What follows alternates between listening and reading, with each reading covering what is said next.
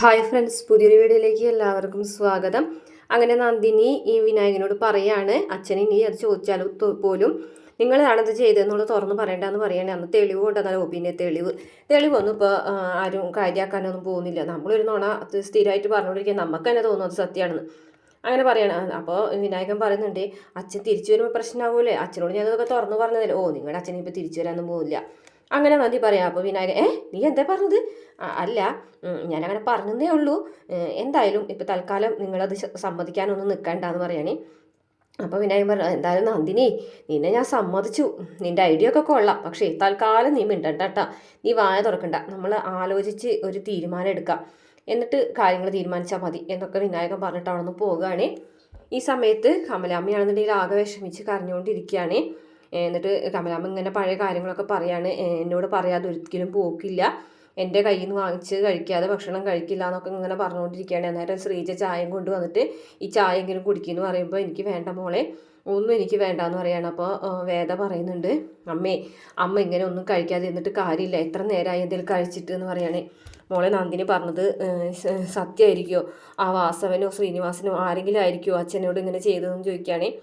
അപ്പോൾ അങ്ങനെയാണെന്നുണ്ടെങ്കിൽ ഉറപ്പായിട്ടും അച്ഛനെ ഞാൻ കൊണ്ടുവരും, ഇത് ഞാൻ അമ്മയ്ക്ക് തരുന്ന വാക്കാണെന്ന് പറഞ്ഞിട്ട് ചായ ഒക്കെ കൊടുത്തിങ്ങനെ വേദ പുറത്തേക്ക് ഇറങ്ങുകയാണ്. സമയത്ത് പുറത്ത് വിക്രം ഇങ്ങനെ ഇരുന്നിട്ട് വിഷമിച്ചുകൊണ്ടിരിക്കുകയാണ്. അപ്പോൾ വേദ വന്നിട്ട് പറയുന്നുണ്ട്, അത് ഈ നന്ദിനിയുടെ അടുത്ത് പറഞ്ഞ കാര്യം അങ്ങനെ അങ്ങോട്ട് തള്ളിക്കളയാൻ പറ്റില്ല, ചിലപ്പോൾ ഇനി അങ്ങനെ എന്തെങ്കിലും ഉണ്ടായാലോ.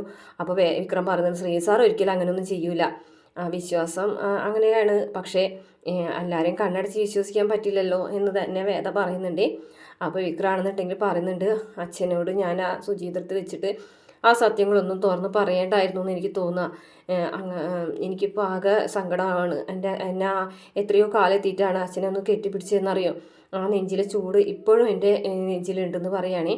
എന്നിട്ട് പറയുന്നുണ്ട്, ഇവിടെ വന്നിട്ട് സന്തോഷമായിട്ട് അച്ഛനോടൊത്ത് സന്തോഷത്തോടെ സമാധാനത്തോടുകൂടി ജീവിക്കാമെന്ന് വിചാരിച്ചിട്ടാണ് ഞാൻ ഇങ്ങോട്ട് വന്നത്. ഇപ്പോൾ ഇതിങ്ങനെയായി പോയല്ലോ എന്ന് പറഞ്ഞിട്ട് വിക്രം അങ്ങനെ പൊട്ടിക്കരയുന്ന സമയത്ത് വേദയ്ക്ക് സങ്കടം വരികയാണ്. വേദ ഇങ്ങനെ നെഞ്ചിലേക്ക് ഇങ്ങനെ വിക്രമിനെ ചേർത്ത് പിടിക്കുന്നുണ്ട് കേട്ടോ.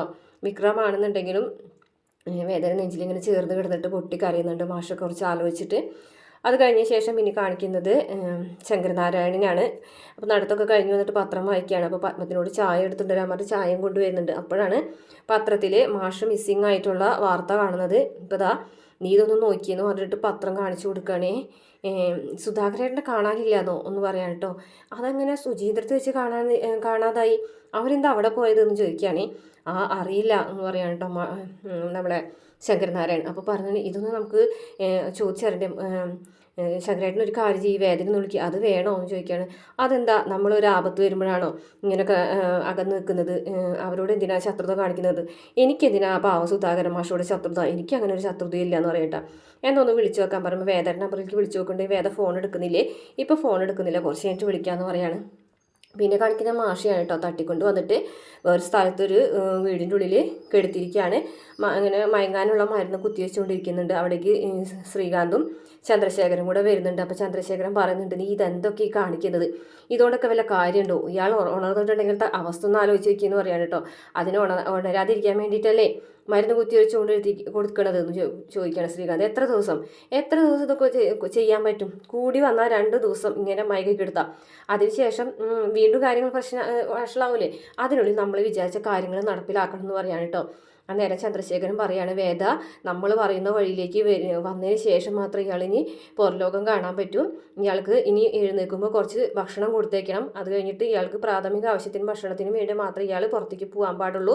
അത് കഴിഞ്ഞ ശേഷം വീണ്ടും മരുന്ന് കുത്തിവെച്ചേക്കണം എന്നൊക്കെ പറയുകയാണേ. അപ്പോൾ ശ്രീകാന്ത് പറയും, അതങ്ങനെ തന്നെ ചെയ്യുള്ളൂ. ഇനി എന്തായാലും ഈ ഒരു കാര്യത്തിൽ വേദ നമ്മുടെ മുന്നിൽ മുട്ടുകുത്തുന്നു ശ്രീകാന്ത് പറയാണ്. അതൊക്കെ നീ ഓരോ കാര്യങ്ങൾ ചെയ്യുന്നതിനനുസരിച്ചായിരിക്കും എന്ന് പറയാണ് കേട്ടോ ശ്രീകാന്തിനോട് ചന്ദ്രശേഖരൻ. അപ്പോൾ പറഞ്ഞ ഉറപ്പായിട്ട് വെച്ചാൽ ഇതിൽ നമ്മൾ വിചാരിച്ച കാര്യങ്ങൾ നടക്കും. വേദന ഇതിൽ മുട്ടുകുത്തിക്കാം, ഇയാളെ വെച്ചിട്ട് നമുക്ക് കളിക്കാം, ഇയാളെ തിരിച്ച് കിട്ടാനായിട്ട് വേദ എന്തായാലും എന്തും ചെയ്യും. അതിന് വേണ്ടിയിട്ട് നമ്മൾക്ക് അടുത്ത നീക്കങ്ങൾ തുടങ്ങാമെന്ന് പറയാൻ കേട്ടോ. അത് ഉറപ്പായിട്ടും അങ്ങനെ തന്നെയാണ് വെച്ചാൽ ഇയാളെന്തായാലും തൽക്കാലം ഇവിടെ കെടുക്കട്ടെ, നമുക്ക് ഈ അടുത്തത് ഇനി ഈ വേദനയാണ് കൊടുക്കേണ്ടതെന്നൊക്കെ പറയാണ് കേട്ടോ രണ്ടുപേരും കൂടിയിട്ട്. ഇതേ സമയം വേദയാണെന്നുണ്ടെങ്കിൽ ശ്രീനിവാസൻ്റെ അടുത്തേക്ക് വരികയാണ്. അന്നേരം പുളിക്കാൻ വന്നിട്ട് പറയുന്നുണ്ട്, ദേ ആ വേദവക്കീൽ വന്നിട്ടുണ്ട്. വേദവക്കീലോ? നിനക്ക് എന്താണ് അവൾ വേദവക്കീലായത്? അല്ല വക്കീലാവുമ്പോൾ അത് കോടതിയിലല്ലേ. ഇവിടെ നമ്മുടെ വിക്രമിൻ്റെ ഭാര്യ, അത്രയും മതി. ഓ അങ്ങനെ ആയിക്കോട്ടെ, എന്നാൽ നീ പോയിട്ട് അവളോട് കയറി വരാൻ പറയാം കേട്ടോ. അങ്ങനെ സുധ വന്ന് നോക്കാണ് കേട്ടോ. ബെല്ലടിക്കുന്ന വരുമ്പോൾ സുധേ വേദയാണ് എന്ന് പറയും കേട്ടോ. അപ്പോൾ പുളിക്കൻ ചെന്നിട്ട് പറയുന്നുണ്ട്, അതെ അകത്തേക്ക് കയറി ചെല്ലാൻ പറഞ്ഞു. അല്ല എന്തിനാണ് അവ കാണാൻ വന്നത്? അതിവിടെ പറയണമെന്നില്ലല്ലോ, അകത്ത് പറഞ്ഞാലും മതിയില്ലേ എന്ന് ചോദിക്കണ്ട. അത് മതി എന്ന് പറയാണ്. അങ്ങനെ വേദ അകത്തേക്ക് ചെല്ലാണ്. അപ്പോഴേക്കും സുധ വരികയാണ്. സുധ വന്നിട്ട് ഇങ്ങനെ ചിരിച്ചൊക്കെയാണ് കേട്ടോ സംസാരിക്കുന്നത്. വേദയോ, വാദിയുടെ വക്കീൽ എന്തിനാ പ്രതിനെ കാണാൻ വന്നത് എന്ന് ചോദിക്കും. അങ്ങനെ ഒരു പതിവില്ലല്ലോ എന്ന് പറയും. അപ്പോൾ ആ കേസുമായി ബന്ധപ്പെട്ടല്ല ഞാൻ വന്നത്, വേറൊരു കേസുമായിട്ട് ബന്ധപ്പെട്ടാന്ന് പറയട്ടോ. കേസോ? വേറെ കേസോ? അതെന്ത് കേസ് എന്ന് പറയും കേട്ടോ. അന്നേരം വേദ പറയും, ഇതൊരു മാൻ മിസ്സിങ് കേസാണ്. മാൻ മിസ്സിങ് കേസോ? മാൻ മിസ്സിങ് കേസ് അറിഞ്ഞില്ലേ എന്ന് ചോദിക്കും കേട്ടോ. എന്ത്? എനിക്കൊന്നും മനസ്സിലാവുന്നില്ല കുട്ടി എന്ന് പറയും കേട്ടോ. എന്താ പ്രിയ ശിഷ്യൻ അതൊന്നും പറഞ്ഞില്ലേന്ന് ചോദിക്കും. എന്നെ വിക്രം വിളിച്ചിട്ടുണ്ടായിരുന്നു, പക്ഷേ ഞാൻ ഡൽഹിക്ക് പോകാൻ നിൽക്കുകയാണ്. ഇപ്പം തന്നെ നേരം വൈകി. അപ്പോൾ സുധ പറയുന്നുണ്ട്, ഇപ്പം തന്നെ നേരം വൈകിയിട്ടുണ്ട്.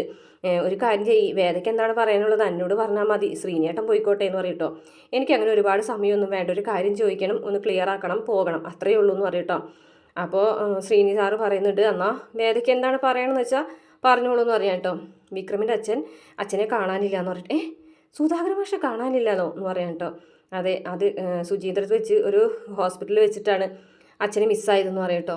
അപ്പോൾ നിങ്ങളത് ചെയ്തിട്ടില്ല എന്ന് ഉറപ്പിക്കാൻ വേണ്ടിയിട്ടാണ് ഞാനിങ്ങോട്ട് വന്നതെന്ന് പറയുമ്പോൾ സുധ പറയുന്നുണ്ട്, അതേ കുട്ടി എന്തൊക്കെയാണ് പറയുന്നത് എന്ന് പറയട്ടോ. അപ്പോൾ ശ്രീനി പറയുന്നുണ്ട്, അതെ ഇപ്പം എന്നോട് പറഞ്ഞത് വിക്രമിനോടൊന്ന് പറഞ്ഞു നോക്കിയാ എന്ന് ചോദിക്കാൻ കേട്ടോ. പല്ലടിച്ച് താഴ്ത്തിട്ടുണ്ടാവുന്നു സുധ പറയാനേ. എന്നോട് വിക്രം എങ്ങനെയാണ് പെരുമാറുന്നത് നിങ്ങൾ അന്വേഷിക്കേണ്ട കാര്യമില്ല, ഞാൻ വന്നത് ഈ ഒരു കാര്യം പറയാൻ. അപ്പോൾ ശ്രീനി സാർ പറയുന്നത്, അതെ. അപ്പോൾ വേദ പറയുന്നുണ്ട്, ഞാൻ കേസിൽ നിന്ന് പിന്മാറാൻ വേണ്ടിയിട്ട് അച്ഛനെ വെച്ച് കളിക്കാനാണെന്നുണ്ടെങ്കിൽ അത് വേണ്ടാന്ന് പറയണേ. അന്നേരം പറയും, ഇതുപോലെ ഒരു ചെറു വക്കീലിനെ ഇല്ലാതാക്കാൻ വേണ്ടിയിട്ട് ഞാൻ എന്തായാലും ഇത്ര വലിയ കളികൾക്കൊന്നും ചെന്ന് പെടാറില്ല എന്ന് പറയാം കേട്ടോ. സുധേ നീ വേദന പുറത്താക്കിയിട്ട് വാതിലടയ്ക്കാൻ പറയാം കേട്ടോ. ഇപ്പോൾ അങ്ങനെ വേദ പുറത്തേക്ക് ഇറങ്ങുമ്പോൾ തന്നെ സുധ വന്ന് വാതിലടയ്ക്കുകയാണ്. അതിനുശേഷം പിന്നീട് കാണിക്കുന്നത് വിക്രമിനെയാണ്. വിക്രമ ജോസഫിനോടും രാജേട്ടനോടും അനിയക്കുട്ടനോടൊക്കെ നടന്ന സംഭവങ്ങളൊക്കെ പറയാണ്. അന്നേരം രാജേട്ടൻ പറയുന്നുണ്ട്, എന്നാലും അവിടെ വന്നിട്ട് തട്ടിക്കൊണ്ടുപോകാൻ മാത്രം ആരാണ് എന്ന് ചോദിക്കുകയാണ് കേട്ടോ. എന്തായാലും വീട്ടുകാരെ നേരെ അങ്ങനെയൊക്കെ ചെയ്യുമോ? നീ മാലിട്ടത് കണക്കാക്കിയിട്ടാവും ആരായാലും ഇത് ചെയ്തിട്ടുള്ളതെന്ന് പറയാണ്. അപ്പോൾ വീട്ടുകാർക്കെതിരെ കളിക്കാത്തത് ആരാ? വാസവം കളിച്ചിട്ടില്ലേ? എത്രയോ ദിവസങ്ങൾ കരടില്ലാതിരുന്നു, വീട് കത്തിക്കാൻ ശ്രമിച്ചു, JCB വെച്ച് വീട് പൊളിക്കാൻ ശ്രമിച്ചു, അങ്ങനെയൊക്കെ ചെയ്തിട്ടില്ലേ? അതൊക്കെ വീട്ടുകാർക്ക് നേരെയല്ലേ എന്ന് ചോദിക്കുകയാണ് കേട്ടോ. അതെ, അതൊക്കെ തന്നെ ശരിയാണ്. പക്ഷേ ഞാൻ മാലിട്ടപ്പോൾ അയാൾ എന്നെ ആക്രമിക്കാൻ വന്നപ്പോൾ അയാൾ എന്നോട് പറഞ്ഞിട്ടുണ്ടായിരുന്നു, നിന്നെ അങ്ങനെയൊന്നും കൊല്ലൂല, ഇഞ്ചിഞ്ചായിട്ടേ കൊല്ലുള്ളൂ. അപ്പോൾ അതിൻ്റെ മുന്നോടിയായിട്ടാണ് അയാളിത് ചെയ്തെങ്കിലോ.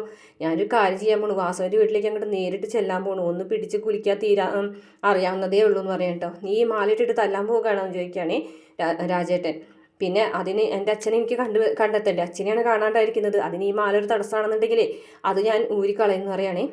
വിക്രം ഇങ്ങനെയൊന്നും പറയരുത്, നീ ഇപ്പോൾ തൽക്കാലം അയ്യപ്പസ്വാമിനെ വിളിച്ച് പ്രാർത്ഥിക്കുകയാണ് വേണ്ടതെന്ന് പറയും. അപ്പോൾ അനിയൻകുട്ടൻ പറയണം, അതെ ഈ തട്ടിക്കൊണ്ടുപോകണ ഗുണ്ട അങ്ങനെയുള്ള കാര്യങ്ങൾ ചിന്തിക്കുമ്പോഴല്ലേ ഇങ്ങനെയൊക്കെ തോന്നുന്നത്. അച്ഛൻ ചിലപ്പോൾ മനസ്സറിഞ്ഞ് പോയതാണെങ്കിലോ, മനസ്സറിഞ്ഞ് പോവുകയും ഇത്രയും കാലം നിന്നെ തെറ്റിദ്ധരിച്ചില്ലേ, അപ്പോൾ അതുകൊണ്ട് അതാലോചിച്ചിട്ട് ഏതെങ്കിലും അമ്പലത്തിൽ കുറച്ച് നാൾ ഇരിക്കാമെന്ന് വിചാരിച്ചിട്ട് പോയതാണെങ്കിലോ അമ്മയോട് പറയാതോ? അമ്മയോടോ പറയണമെന്ന് നിർബന്ധമൊന്നുമില്ലല്ലോ. പക്ഷേ അങ്ങനെയാണെന്നുണ്ടെങ്കിൽ അച്ഛൻ ഫോൺ കൊണ്ടുപോകില്ലേ എന്ന് ചോദിക്കാം കേട്ടോ. അതും ഒരു കാര്യമാണല്ലോ എന്ന് പറയാം കേട്ടോ. എന്തായാലും അച്ഛൻ സ്വമനസാൽ പോയതായിരിക്കും എനിക്ക് തോന്നുന്നില്ല എന്ന് വിക്രം പറയുന്നുണ്ട് കേട്ടോ. എന്തായാലും അച്ഛനെയായിട്ട് സന്തോഷത്തോടു കൂടിയിട്ട് ജീവിക്കാമെന്നൊക്കെ ഞാൻ കരുതിയാണ്. പക്ഷെ അതിപ്പോൾ ഇങ്ങനെയായി. വാസവനായിരിക്കും ഇതിൻ്റെ പിന്നിൽ തന്നെ വിക്രം ഉറച്ച് വിശ്വസിക്കുകയാണ് കേട്ടോ. അപ്പോൾ എന്തായാലും എനിക്കിത് കണ്ടുപിടിച്ചേ പറ്റൂ. അച്ഛനിങ്ങനെ ഇല്ലാണ്ട് എനിക്കങ്ങനെ വീട്ടിലേക്ക് ചെല്ലാൻ പറ്റില്ല എന്നൊക്കെ വിക്രം ഇങ്ങനെ പറഞ്ഞുകൊണ്ടിരിക്കുകയാണേ. അപ്പോൾ അനിയൻകുട്ടൻ പറയണത്, നീ ഇങ്ങനെ തിക്കും തിരക്കും പിടിച്ച് ഓരോ കാര്യങ്ങൾ ചെയ്യണ്ട, എന്തായാലും നമുക്ക് നോക്കാം എന്ന് പറയുകയാണേ. എന്തായാലും നീ ഒരു കാര്യം ചെയ്യും, ശ്രീനി സാറിനൊന്ന് വിളിച്ച് പറയും, ശ്രീനി സാറിനോട് നീ ഇത് പറഞ്ഞോ? സാറ് ഡൽഹിക്ക് പോകണമെന്ന് പറയുമ്പോൾ പിന്നെ ഞാനത് പറയാനൊന്നും നിന്നില്ല എന്ന് പറയുകയാണേ. എന്തായാലും അച്ഛനെ കണ്ടെത്തണമെന്നുണ്ടെങ്കിൽ ശ്രീനി സാറിൻ്റെ സഹായം കൂടെ വേണമല്ലോ. നീ ഒരു കാര്യം ചെയ്യും, ശ്രീനി സാറിനൊന്ന് വിളിച്ച് കാര്യം പറയും, അദ്ദേഹത്തിൻ്റെ അഭിപ്രായം കൂടെ കേട്ടിട്ട് നമുക്ക് എന്താണെന്ന് വെച്ചാൽ ചെയ്യാമെന്നൊക്കെ പറയുന്നത് കാണിച്ചുകൊണ്ട് ഇന്നത്തെ എപ്പിസോഡ് അവസാനിക്കുകയാണ് കേട്ടോ. വീഡിയോ ഇഷ്ടപ്പെട്ടാൽ മറക്കാതെ നമ്മുടെ ചാനലൊന്ന് സബ്സ്ക്രൈബ് ചെയ്ത് സപ്പോർട്ട് ചെയ്യണം കേട്ടോ.